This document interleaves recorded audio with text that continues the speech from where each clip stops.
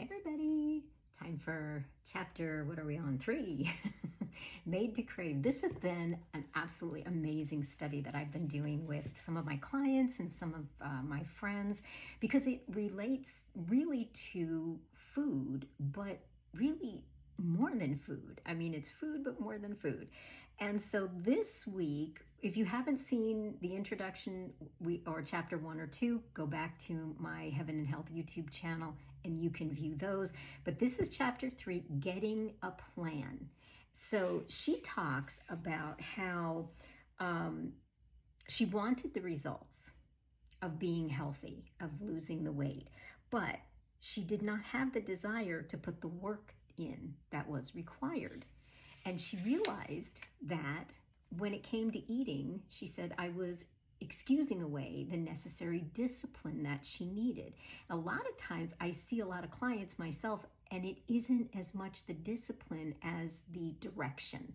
And that's where I come in. And she says, I can't eat like an athletic teenager and then complain about having extra layers of fluff, because your body changes. Everybody's body's different.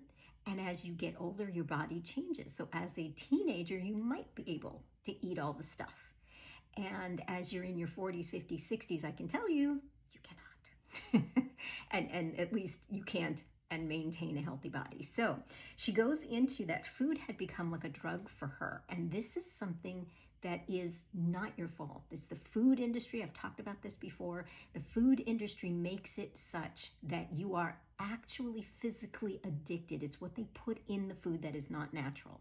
You are addicted. A lot of people are addicted to sugar, but a lot of it is artificial, this, that, and the other thing. And so that causes your body to really be physically addicted to what it is. It makes it harder for you to give that up. So she says, poor food choices were sabotaging my body, my mental energy, and even my spirit. Food had become like a drug.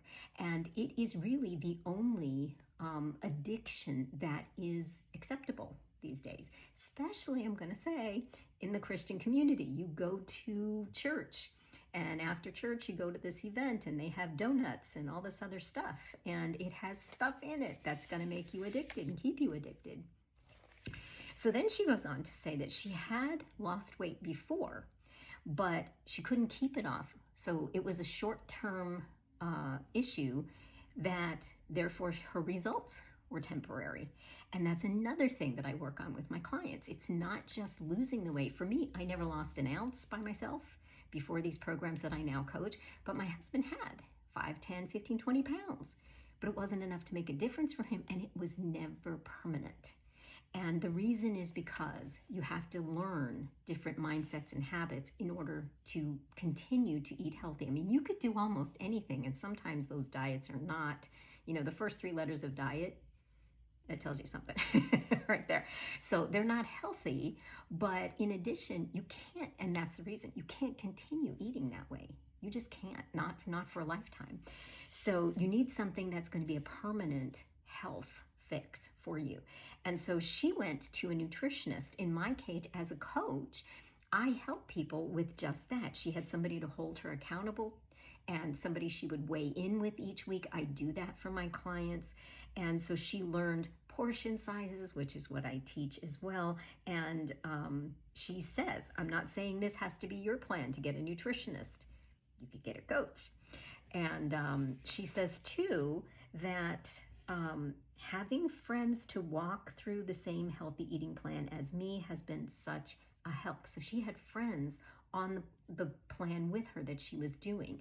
So this made a huge difference for me. I started by myself, and a few months later, my husband followed. And because we were eating healthy as a family, that spurred each other on, but it also made it easier to stick to the plan that we each. Now, we had different plans because I have different plans for different people because not everybody's body and lifestyle and everything is the same. But we were eating healthy kind of in the same way. And so not exactly the same, but in the same way. And that really helps, whether you're doing it with somebody in your house or you're doing it with somebody who is a friend or a neighbor or something like that. And that is another reason why I offer referrals. I give $25 to $50 to anybody who refers somebody to me that starts their journey with me. And that way is just a thank you for that. So it gives you a little bit of financial, for doing that. But really the reason that I do that is to help people find other people to do this with, because when you do it with someone you know, someone you love, someone you live with, it makes a big difference. Anyway, she talks about those things. Again, I have many different plans. It really does depend on the person. Your body is unique, your lifestyle, your mindsets and your habits and all, and everybody's different in how they need to go about getting healthy. And so I have different plans. If you are someone who's been struggling, I can help, and it doesn't cost you anything to find out how. If you know somebody who is struggling, I can help them. Again, no obligation whatsoever. But if they do sign up with me, you get $25 as my thank you for helping somebody get healthy. Talk to you next week. We'll be on chapter 4.